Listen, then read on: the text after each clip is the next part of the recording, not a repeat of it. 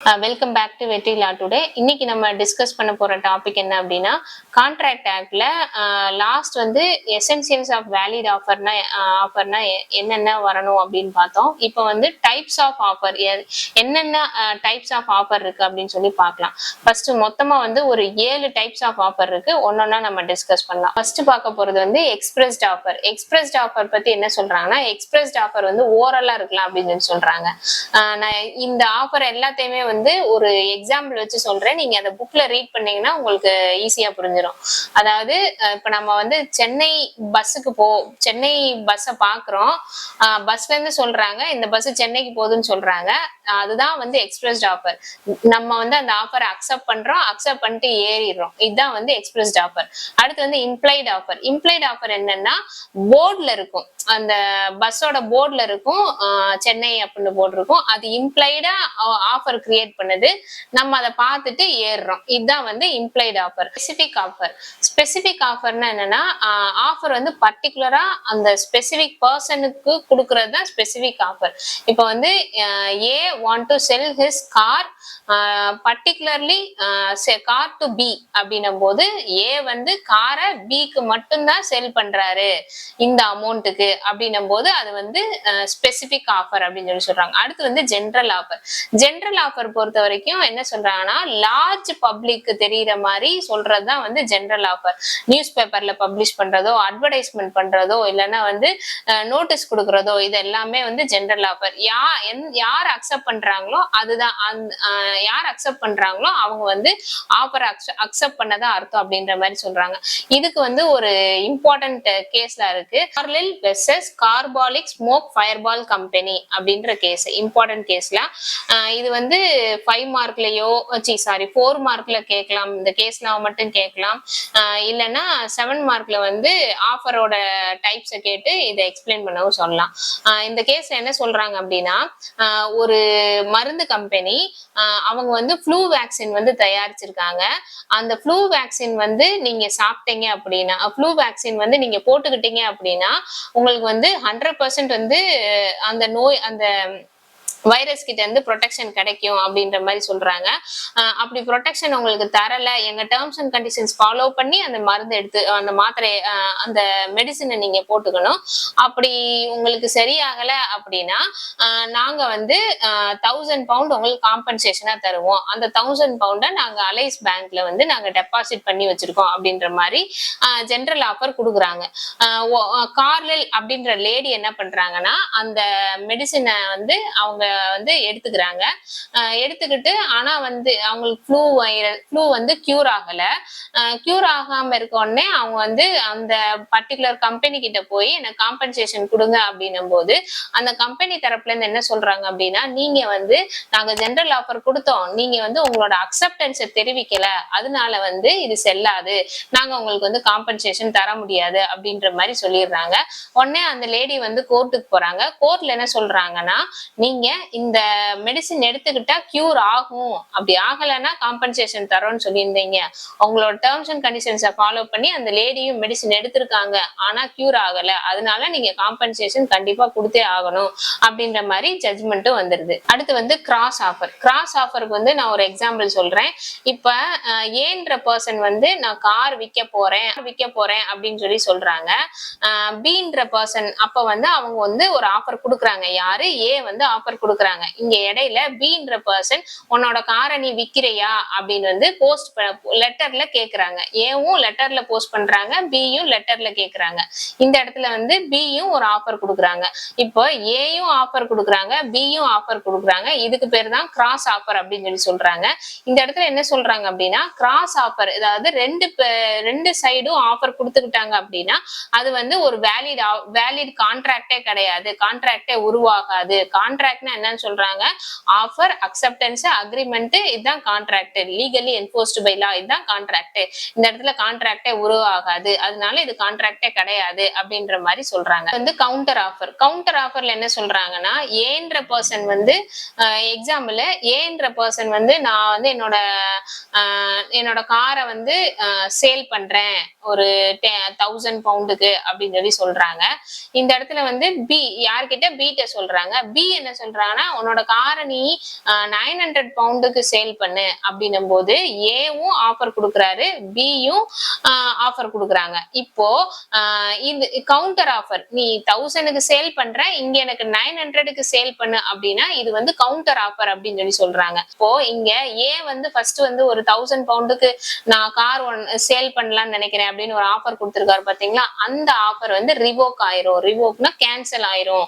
ஏன்னா பி வந்து counter offer கொடுத்ததுனால அந்த ஆஃபர் வந்து கேன்சல் ஆயிரும் அப்படின்னு சொல்றாங்க. இதுக்கு வந்து ஒரு லேண்ட்மார்க் கேஸ் இருக்கு. என்னன்னா ஹைடி வெர்சஸ் விச். ஏன்ற பர்சன் வந்து அவங்களோட லேண்ட வந்து 1500 பவுண்டுக்கு சேல் பண்றேன்னு சொல்லியிருப்பாங்க. பீன்ற பர்சன் வந்து இங்க என்ன பண்ணிட்டாங்க அப்படின்னா, நீ 1500க்கு சேல் பண்றேன்னு சொல்ற, எனக்கு 1500க்கு வேணாம், 800 பவுண்டுக்கு கொடு அப்படின்ற மாதிரி கவுண்டர் ஆஃபர் கொடுத்துடுறாங்க. ஏ வந்து நான் தர முடியாது அப்படின்னு சொல்லிடுறாங்க. திருப்பி வந்து பி வந்து சரி ஓகே பரவாயில்ல, உன்னோட லேண்ட 1500க்கே கொடு அப்படின்ற மாதிரி 1500 பவுண்டுக்கே கொடு அப்படின்ற மாதிரி கேட்கும் போது இங்க வந்து ஏ வந்து நான் தர முடியாது அப்படின்னு சொல்லிடுறாங்க. உடனே பி வந்து கோர்ட்டுக்கு போறாங்க. நான் வந்து 1500 கொடுங்கன்னு திரும்ப கேட்டேன், ஆனா ஏ தரமாட்டேங்கிறாங்க அப்படின்னு சொல்லும் போது கோர்ட் என்ன சொல்றாங்க அப்படின்னா, ஸ்டார்டிங்ல ஏ கொடுத்த ஆஃபருக்கு நீங்க கவுண்டர் ஆஃபர் கொடுத்துட்டீங்க, அதனால உங்களோட ஆஃபர் வந்து இங்க ரிவோக் ஆயிரும். ஏவோட ஆஃபர் வந்து ரிவோக் ஆயிரும். அதனால இங்க கான்ட்ராக்டே மேட் அவுட் ஆகல, அப்புறம் எப்படி வந்து நீங்க கேட்க முடியும் அப்படின்ற மாதிரி கோர்ட்ல இருந்து ஜட்ஜ்மெண்ட் வந்து வந்திருக்கும். Invitation to offer. Invitation to ஆஃபர்ல என்ன சொல்றாங்கன்னா, எக்ஸாம்பிளா நம்ம வந்து இப்படி டிஸ்கஸ் பண்ணலாம். இப்போ வந்து ஏன்ற ஒரு பர்சன் இருக்காங்க, அவங்க வந்து காரைய சேல் பண்ணணும்னு நினைக்கிறாங்க. அவங்க என்ன பண்றாங்கன்னா பேப்பர்ல பப்ளிஷ் பண்றாங்க, என்னோட காரை நான் சேல் பண்ண விரும்புறேன் அப்படின்னு இன்வைட் பண்றாங்க. உடனே பி என்ன பண்றாங்கன்னா, பியும் வந்து என்ன பண்றாங்கன்னா, ஓகே நான் உங்களோட காரை இந்த பர்டிகுலர் அமௌண்ட்டுக்கு நான் வாங்குறதுக்கு வில்லிங்கா இருக்கேன் அப்படின்னு சொல்றாங்க. இப்ப ஏ வந்து காரை சேல் பண்றாங்க இல்லையா, அந்த இடத்துல வந்து ஏக்கு வந்து அந்த அமௌண்ட் நம்ம ரொம்ப கம்மியா விக்கிறோமோ அப்படின்னு அவருக்கு தோணுச்சுன்னா அந்த ஆஃபரை வந்து எப்ப வேணாலும் ரிவோக் பண்ணிக்கலாம், எப்ப வேணாலும் அந்த ஆஃபரை எக்ஸிக்யூட்டும் பண்ணிக்கலாம் அப்படின்ற மாதிரி சொல்றாங்க. இது வந்து யாரு கையில இருக்குன்னா ஏவோட கையில தான் இருக்கு, ரிவோக் பண்றதும் அக்செப்ட் பண்றதும் அப்படின்ற மாதிரி சொல்றாங்க. பி வேணும்னா ஏ வந்து ஓகே சொன்னா பி வந்து அந்த காரை வாங்குவாங்க, ஏ வேணும்னா ரிவோக்கும் பண்ணிக்கலாம், அந்த அமௌண்ட் வந்து கம்மியா இருக்கு அப்படின்ற மாதிரி நினைச்சா அப்படின்ற மாதிரி சொல்றாங்க. இதான் வந்து invitation to offer. Invitation to ஆஃபருக்கு இன்னொரு எக்ஸாம்பிள் என்னன்னா ட்ரெயின் டைம் டேபிள். இப்போ நம்ம ட்ரெயின்ல போறோம் அப்படின்னா அங்க வந்து ட்ரெயின்ல வந்து இந்தந்த ட்ரெயின் இந்தந்த டைம்ல போகும் அப்படின்னு இருக்கும். நம்ம அந்த இன்விடேஷன் அக்செப்ட் பண்ணிட்டு நம்ம வந்து இந்த ட்ரெயின்ல இந்த இதுல வந்து நம்ம போகணும்னு டிசைட் பண்றோம். இது வந்து one of the invitation to ஆஃபரா நம்ம ஒரு எக்ஸாம்பிளா நம்ம வந்து ஞாபகம் வச்சுக்கோ. வந்து ஆக்ஷன்னா ஏல விடுறது. இதுல வந்து எப்படி வந்து சொல்றாங்க அப்படின்னா, ஆக்ஷன்ல வந்து 2 டைப்ஸ் இருக்கு. வித் ரிசர்வ், வித்தவுட் ரிசர்வ்னு 2 இருக்கு. வித் ரிசர்வ் அப்படின்னா, இப்ப வந்து ஒரு ப்ராடக்ட், இப்ப நான் ஒரு மொபைல் போனை சேல் பண்றேன் அப்படின்னா, அந்த மொபைல் போன் ஆக்ஷன் பண்றேன் அப்படின்னா அந்த மொபைல் போன் வந்து அந்த நான் வந்து இவ்வளவு ரேட் பிக்ஸ் பண்ணி வச்சிருப்பேன், அந்த ரேட்டை ரீச் ஆயிருச்சு அந்த ஏலத்துல அப்படின்னும் போது நான் அந்த மொபைலை சேல் பண்றதுதான் வந்து வித் ரிசர்வ் அப்படின்னு சொல்றாங்க. இன்னொன்னு வந்து வித்தவுட் ரிசர்வ் அப்படின்னா, அந்த பர்டிகுலர் அந்த மொபைல் போன் வந்து நான் ஒரு ரேட் பிக்ஸ் பண்ணிருப்பேன், அந்த ரேட் வந்தாலும் வரலைனாலும் அந்த ப்ராடக்ட்டை நான் சேல் பண்றதா வித்தவுட் ரிசர்வ் அப்படின்னு சொல்றாங்க. ஆக்ஷனும் ஒரு வகையான இன்விடேஷன் டு ஆஃபர் தான் அப்படின்ற மாதிரி சொல்றாங்க. நெக்ஸ்ட் ஆஃபர் என்னன்னா டெண்டர். நான் கவர்மெண்ட் வந்து டெண்டர், இந்த டெண்டர்ஸ் எல்லாம் இருக்கு அப்படின்னு வந்து கொட்டேஷன் கொடுப்பாங்க. நம்ம என்ன பண்ணுவோம் அப்படின்னா, இந்த ஒர்க்குக்கு இவ்வளோ அமௌண்ட்ல இந்த அமௌண்ட்ல நம்ம வந்து பண்ணித்தர முடியும் அப்படின்னு சொல்லி நம்ம வந்து அந்த ஆஃபருக்கு ரிப்ளை பண்றோம். எது வந்து யாரு வந்து கம்மியான கொட்டேஷன் வந்து கொடுக்குறாங்களோ அவங்களோட கான்ட்ராக்டை தான் வந்து கவர்மெண்ட் வந்து அக்செப்ட் பண்ணி எடுத்துப்பாங்க. இதுவும் one of the invitation to offer அப்படின்ற மாதிரி சொல்றாங்க. இப்பெல்லாம் ஆஃபர் வந்து ரிவோக் ஆகும் அப்படின்னா, ஃபர்ஸ்ட் வந்து நோட்டீஸ் ஆஃப் ரிவோகேஷன். இப்போ வந்து இப்ப நான் இருக்கேன்னா, நான் வந்து என் மொபைல் போனை இவ்வளோ அமௌண்ட்டுக்கு சேல் பண்றேன் அப்படின்னு நான் வந்து பீன்ற பர்சன்ட்ட சொல்றேன். சொன்ன உடனே அவர் வந்து அந்த அக்செப்டன்ஸ் அவர் ஓகே நல்ல கம்மியான ரேட்டா இருக்கே அப்படின்னு சொல்லி அவரோட விருப்பத்தை நம்ம கிட்ட தெரிவிக்கிறதுக்கு முன்னாடி நம்ம ரிவோக் பண்ணிடணும். இல்ல இல்ல நான் வந்து இப்ப சேல் பண்றதா இல்ல அப்படின்றத நம்ம சொல்லிடணும். ஒன்ஸ் அவர் அக்செப்டன்ஸை நம்ம கிட்ட சொல்லிட்டு கன்வே பண்ணிட்டாரு அப்படின்னா நம்மளால ரிவோக் பண்ண முடியாது அப்படின்ற மாதிரி சொல்றாங்க. நோட்டீஸ் ஆஃப் ரெவகேஷன்ன்றது இதுதான் அந்த கான்செப்ட். ஆப்போசிட் பர்சன் நம்மளோட ஆஃபரை அக்செப்ட் பண்றதுக்கு முன்னாடி நம்ம ரிவோக் பண்ணும் அப்படின்னு சொல்லி சொல்றாங்க. அடுத்த பாயிண்ட் என்ன சொல்லணும்னா lapse of time or reasonable time அப்படின்னு சொல்லி சொல்றாங்க. நம்ம ஆஃபர் கொடுக்கும் போதே இந்த பர்டிகுலர் டேட்டு குள்ள வந்து நீங்க உங்களோட அக்செப்டன்ஸை தெரிவிக்கணும். அப்படி இல்லைன்னா உங்களோட அக்செப்டன்ஸ் வந்து அக்செப்டன்ஸை நாங்க ஏத்துக்க மாட்டோம் அப்படின்ற மாதிரி நம்ம ஆஃபர் கொடுக்குறோம் அப்படின்னா அந்த பர்டிகுலர் டைம்குள்ள அந்த பர்சன் வந்து ஆப்போசிட் பர்சன் வந்து அவங்களோட நம்ம கொடுத்த ஆஃபருக்கு அவங்க வந்து விருப்பத்தை தெரிவிக்கணும். அப்படி தெரிவிக்கல அப்படின்னா அந்த ஆஃபரும் வந்து ரிவோக் ஆகும் அப்படின்ற மாதிரி சொல்றாங்க. Failure to fulfil the condition, அதாவது இப்ப நான் ஒரு கண்டிஷன் போடுறேன். இப்போ வந்து இப்போ நான் ஒரு கான்ட்ராக்ட் போடும்போது இந்த கண்டிஷன்லாம் ஃபுல்ஃபில் பண்ணாதான் வந்து நான் இந்த கான்ட்ராக்ட் வந்து முடியும் அப்படின்ற மாதிரி நான் ஆஃபர் கொடுக்குறேன்னு வைங்களேன். அந்த கண்டிஷன்ஸ் எல்லாம் ஃபுல்ஃபில் பண்ணல அப்படின்னாலும் ஆஃபர் வந்து ரிவோக் ஆகும். அவங்களோட அக்செப்டன்ஸ் அவங்க அக்செப்ட் பண்ணும்போது இந்த கண்டிஷன்ஸ் எல்லாம் ஃபுல்ஃபில் ஆகல அப்படின்னா ரிவோக் ஆகும் அப்படின்ற மாதிரி சொல்றாங்க. அப்படி இல்லை அடுத்த பாயிண்ட் என்ன சொல்றாங்கன்னா டெத் ஆர் இன்சானிட்டி அப்படின்னு சொல்றாங்க. ஒன்ஸ் வந்து இப்ப நான் ஒரு ஏன்ற பர்சன் ஆஃபர் கொடுக்குறாங்க, இந்த மீன் டைம்ல ஏன்ற பர்சன் இறந்துடுறாங்க அப்படின்னா அந்த ஆஃபர் ரிவோக் ஆகும் அப்படின்றாங்க. இன்சானிட்டி அப்படின்னா பித்து நிலைன்னு சொல்லுவாங்க.